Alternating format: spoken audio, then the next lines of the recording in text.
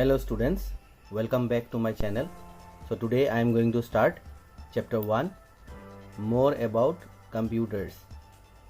Let us start the chapter. Children, you have already read quite a lot about computers in your previous classes. So in your previous classes you have already discussed, we have already learned a lot of things about computers. This small machine are really amazing and can do lot of work for us. So it can do many work for us.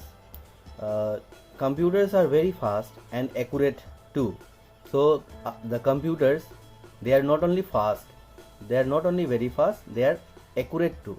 So whatever result they give, whatever output they give, it is 100% correct. So if we make mistake, computer will give us wrong output. They process data to give information and perform repetitive tasks with ease. So with ease means easily. So they process data to give information. So whatever data we give, they process it and then they give the information. Computer can be classified based on the principle of operation or their configuration. So either they are classified either on the principle of operation or configuration. Principle of operation means what kind of task or what kind of work they do. So that is principle of operation. And configuration means the size, speed of doing the computation and storage capacity. So how much RAM it has, how much ROM it has, storage capacity, what kind of memory it has. So all those things are known as configuration. Types of computer based on the principle of operation. So let us see, based on the principle of operation, what are the types of computers. So there are three different types of computers according to the principle of operation. These are digital computers, analog computers and hybrid computers. Here you can see this diagram. So in this diagram it is shown that computers are divided into three categories based on the principle of operation. So let us see what is analog computers. Analog computers. An analog computers is a computing device that works on continuous range of values. So how does it work? It works on the continuous range of values. So means continuously values is supplied or values is given to this type of computers. The result given by the analog computer will be approximate since they deal with quantities that vary continuously. So whatever result these computers give, it is approximate result. It generally deals with physical variables such as voltage, pressure, temperature, speed, etc. For example, it is given the speedometer of an automobile. Speedometer means, speedometer means the meter which shows the speed in vehicles. If you see, you will see the speedometer is there. Continuously displayed output in form of the speed of the vehicle as it receives continuous signals. This is an analog device. So in a vehicle the speedometer is present, and according to the movement of the vehicle you get the output. So it is an approximate output given by the analog computer.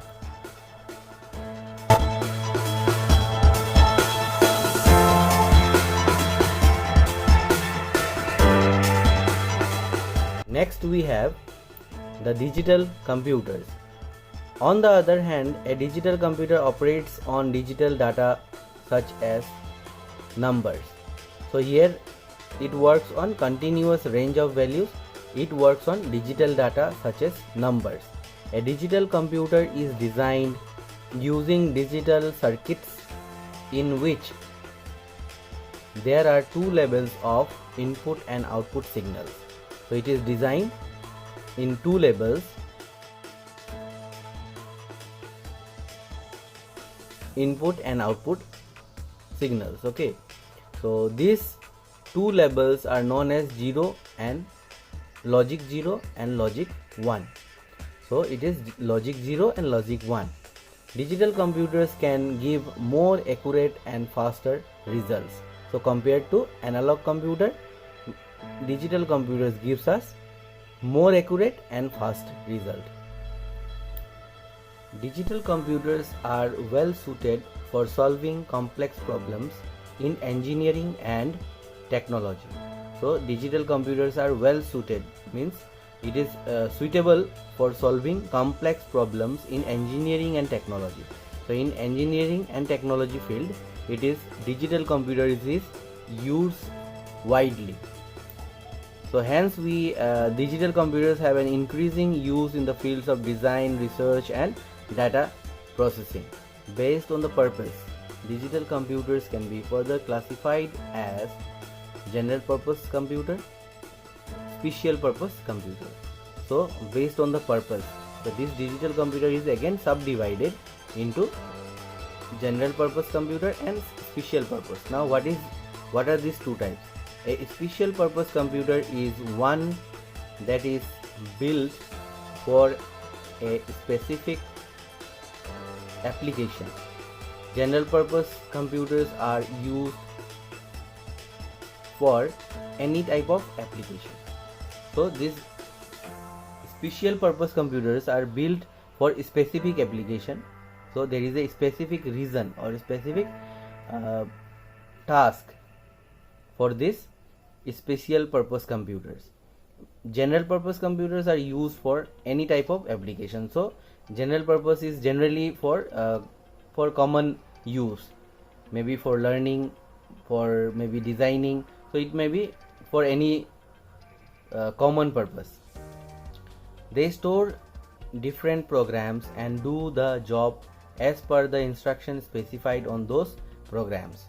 Most of the computers that we see today are general purpose computers. So most of the computers, whatever we are seeing or whatever is around us, is a general purpose computer, because we can perform many tasks using those computers. Next computer is hybrid computer. So now we will discuss about hybrid computer. A hybrid computer combines the desirable features of analog and digital computers. So we can say that a hybrid computer is a combination of analog and digital computer. It is mostly used for automatic operation of complicated physical process and machines. So it is mostly where it is used? It is used in complicated physical process and machines. Nowadays, analog to digital and digital to analog converters are used for transforming the data into a suitable form for either type of computation. So it is used nowadays. We have analog to digital and digital to analog converter. For example, in hospitals ICU, analog devices might measure the patient's temperature, blood pressure and vital signs. So those things are recorded with analog device. These measurements which are in analog might then be converted into numbers and supplied to digital components in the system in a computer. These components are used to monitor the patient's vital signs and send signals if any abnormal reading are detected. So these signals, whatever is taken from the analog device. Okay, analog device, whatever they do, whatever measurement is taken, so those things are fed into the digital device or digital components, and then we get the output. If there is any abnormal reading or if there is everything is okay, so we will get the output. Hybrid computers are mainly used for specialized tasks. So these hybrid computers are used for specialized tasks. Types of computers based on configuration. So these were the computers till here. So these were the computers on the basis of purpose. Okay, so the purpose, these three computers were there. Now types of computer on the basis of configuration. So there are 4 different types of computers when we classify them on the basis of their performance and capacity. The 4 types are, so these 4 types are what you see. Number 1, supercomputer, then mainframe computer, mini computer and microcomputer. So let us discuss these 4 types of computers based on the configuration. Supercomputers. When we talk about types of computer, the first type that comes to our mind would be the supercomputer. First type when we talk about it is the supercomputer, which can perform many tasks, or you can say many difficult tasks very easily. So they are the best in terms of processing capacity and also the most expensive one. So in terms of processing capacity, they are best and they are most expensive. These computers can process billions of instructions per second. So you can just imagine billions of instructions per second. So in 1 second, billions of instructions. Normally they will be used for applications which require intensive numeric computation, such as stock analysis, weather forecasting, etc. So they are used for highly numerical computations. They are considered to be the resource of any nation. So they are considered to be resource of any nation. So in one nation or in one country, if they have supercomputers, it is a kind of resource that nation has. Many small computer chips working together to perform millions of arithmetic operations per second. So here computer chips work together. So small computer chips are there to perform millions of arithmetic operations per second. Supercomputers are multi-processor systems which simultaneously process data. So at the same time they can process many data. Okay, and let us see some examples of supercomputer. So as you can see in this video, some of the names, and you can see the pictures. So these are some of the supercomputers.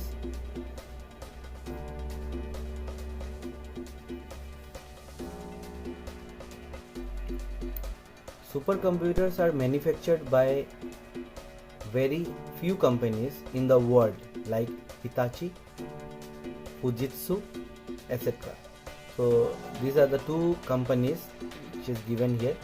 So there are very few companies which work or which manufactures supercomputers.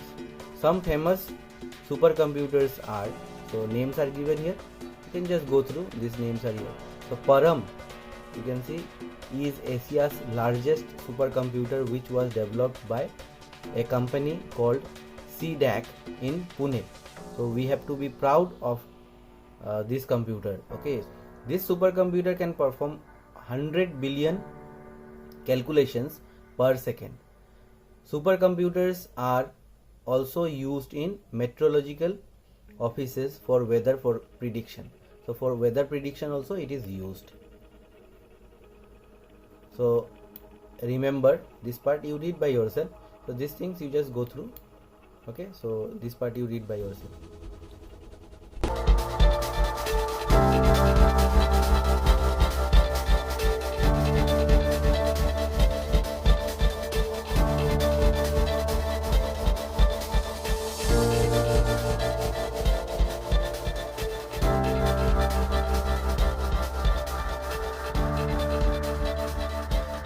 This is the end of the video, and the rest part I will be discussing in my next video.